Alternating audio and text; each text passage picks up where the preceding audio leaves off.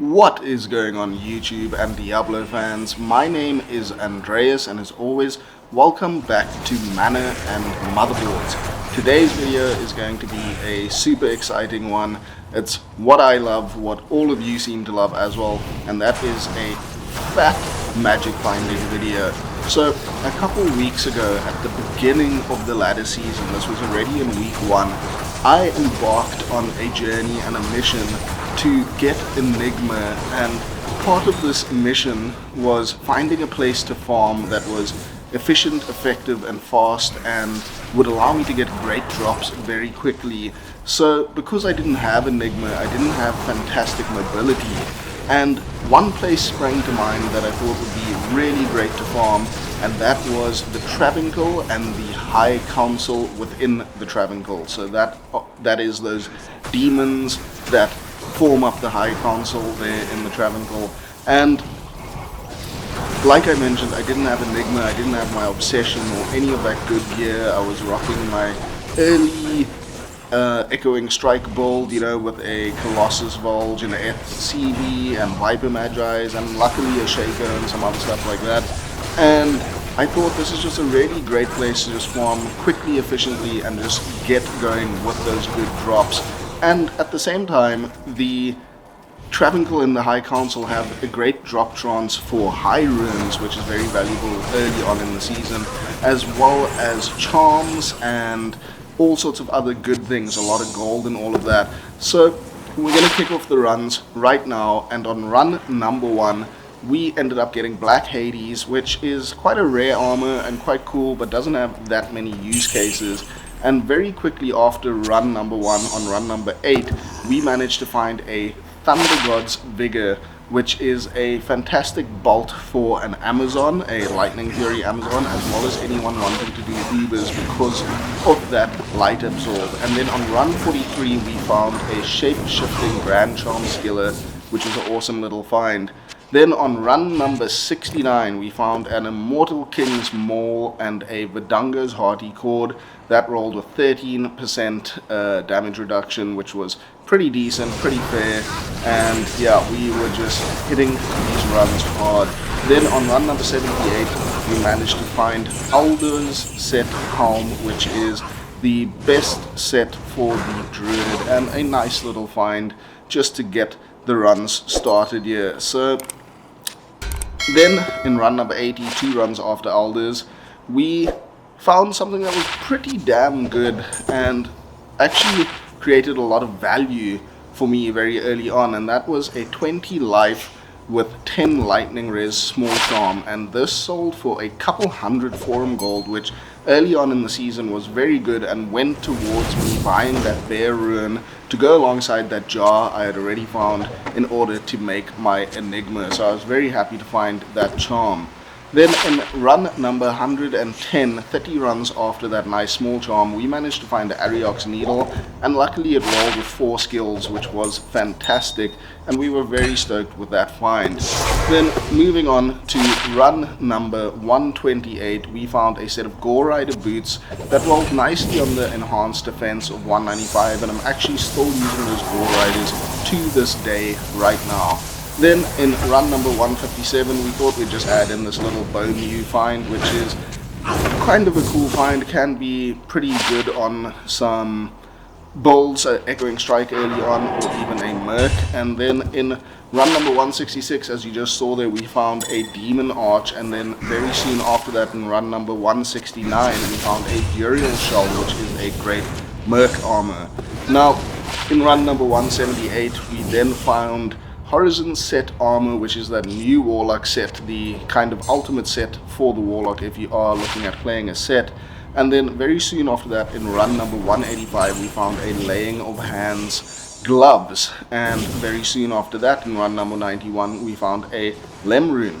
Then moving on very swiftly, we found an Immortal King's Boots in run number 199, which is part of the ultimate set for the Barbarian. And soon after that, in run number 210, we found a Cerebus's Bite, which is a great physical lycanthropy werewolf helm to use for your druid. Then, a very cool armor on run number 227, we found a skin of the Viper Magi that was better than the current one that I was using, so I slotted that in, and then we used that 31 all-res Viper Magi, and we found another Elder's Boots in run number 240, which are great boots for their fire res and their life. Then in run 241, just after those Elder Boots, we found a set of Soul Drainer gloves, which can be very useful for their life and mana leech.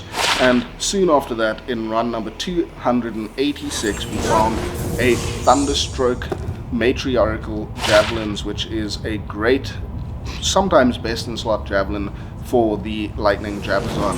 Then also for Amazon, in run number 319, we found Movina's armor, which is very cool, and then a defensive aura skiller just after that in run number 344, which isn't that exciting, but a skiller nonetheless. Then this is a big one. In run number 352, we found a 5/5 Cold Facet, which also sold for almost 200 forum gold early on in the season. And quickly after that, in number 355, we found another Laying of Hands gloves, which is often best in slot for their damage. Then in run number 356, we found that faster cast rate ring with that all res attached to it, which was great. And then very soon after that, we found another facet, which unfortunately was a 3/5 fire, which wasn't fantastic. Then in run number 375, we found a really cool Necro Circlet, and this thing rolled such fantastic stats: strength, life, mana, all res, fast run, walk, and 2 to Necromancer skills. It unfortunately didn't have faster cast rate, which would have made it absolutely godly and worth a fortune, but it still sold for almost a high rune, which was quite great. And then shortly after that Necro Circuit, in run number 419, we had found a Storm Shield, which is the most defensive shield in the game. And following that theme of shields, in run number 527, we found a Tiamat's Rebuke as well as a Lidless Wall, which is a great sorceress and other character casting shield, which we actually use on our offhand at the moment. Then we found a Titans on run number 528 and a High Lord's Wrath, which is a great amulet, a few runs after in 533. I think that is the High Lords I'm currently still using on my character. Then in run number 548, we found Horizon gloves for those set gloves. And then very soon after that, in run number 548, we found a Chaos Skiller, which was very cool. Now, then in run number 554, we found a Lightning Skiller, which was just 6 runs after that previous Chaos Skiller that we found. And soon after that, in run number 561, we found an Amurin. Then, after the Amurin, we found a set of Horizon's gloves. I think I mentioned just now we found Horizon gloves, but it's actually now, not when I mentioned it earlier. Either way, moving on, this is a lot to get through quickly. We found a unique ring in run number 601, and that was a Nagel ring, which isn't all that exciting. A nice little troll by the council members there. Then in run number 619, we found Tarnhelm, which is a great helm for its Wonder skill as well as Magic Find. Very cool helm to find and very useful for a lot of characters as well. Then in run number 639, we managed to get the Oculus, which is a unique swirling crystal and very good for almost all sorceress vaults and just a great all-round item. Like, we still haven't found a High Rune yet, which is absolutely crazy. We are on run number 639. I feel like we thought of giving up at this point. We thought it would be 100 runs, 200 runs, 300, maybe 500. We are well past that now, and in run number 642 we found a Facet and a Tull Rush's Vault, and unfortunately the Facet didn't roll great, or the Tull Rush's Vault, but good finds nonetheless. Then in run number 644, still no High Runes, just to remind you there, we found a Verdungos that rolled 15% DR, which was a really good roll, as well as 37 Vitality. Then in run number 681, we found an Rune, always very welcome, always very cool. And shortly after that, in run number 683, we found a Pull Rune, which is also a nice little welcome addition to the Rune pool. Just a quick thing, if you haven't already, please consider subscribing to the channel. I am absolutely so thankful for all the support so far, and just any continued support would be really appreciated, so thank you guys. And there in run number 684 we found a Nosferatu's Coil, a very cool bolt for melee characters.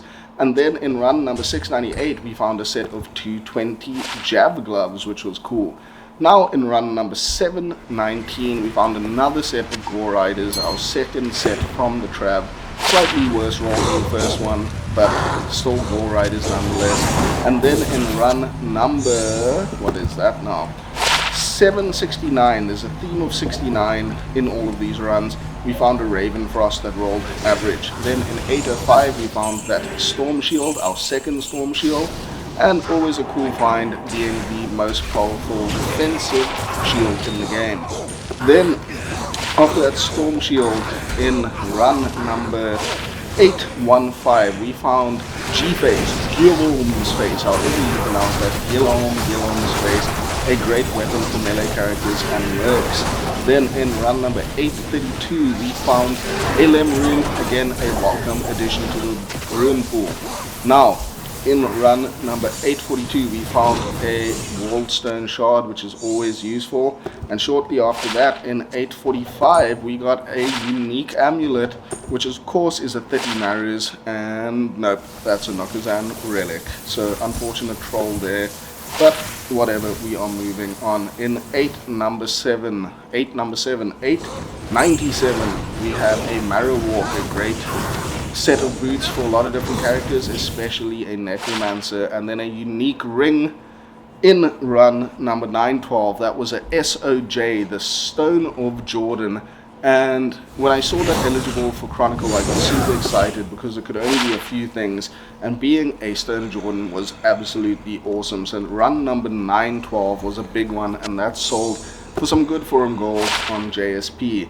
Then on run number 924 we found a Flame Bellow, and on 925 just after that we found a great magic and gold find armor, which is Gold Skin. Then we found Tulrush's weapon, which happened on 937, and unfortunately it didn't roll all that great. But moving on from that, in run number 960 we found the Horizon Set Occult Codex, which is that new set for the Warlock. And shortly after that we found another Wallstone Shard on run number 974, which is always welcome, and we were happy for that. Then on 997 we found another set of Soul Drainers that rolled much better, and these ones I've actually still got as a backup set of gloves that we use for a couple other variations. And we also found a set of Immortal King gloves on that same very run. Then after that, in run number 1037 we found a Geed's Grand Charm. Unfortunately it only rolled 21% magic find, which is very average, or not average, it's actually very, very low. And after that, another Nokazan relic troll on the unique amulet in run number 1056. So in run number 1077 we had found a Dreadfang at some point, and after that we had found a unique Alderstaff, which is a very cool item, and that is Ondal's Wisdom, which is one of the few items that roll with experience gained on it. Unfortunately that rolled 2 skills, which isn't fantastic. But on run number 1126 we rolled some fairly decent rare dual res magic find fast run walk boots. Then on run number 1127 we found a set of Chance Guards magic find gloves, which unfortunately rolled only 33% better chance of getting magical items, which is alright, but not that elusive 40 that we like. Then on run 1444 we found Lysander's Aim, which is a cool Amazon bow for leveling and getting through the game, and quite useful, and I always enjoy that find. Then on run number 1153 I ID'd a 2 to Chaos Skills 10 faster cast rate amulet, which I will probably be using for my chaos build coming very soon, and was a nice little find along the way here. Then in number 1157 we found another High Lord's amulet, which was another little step closer to getting our Enigma, which I think at this point we already actually had.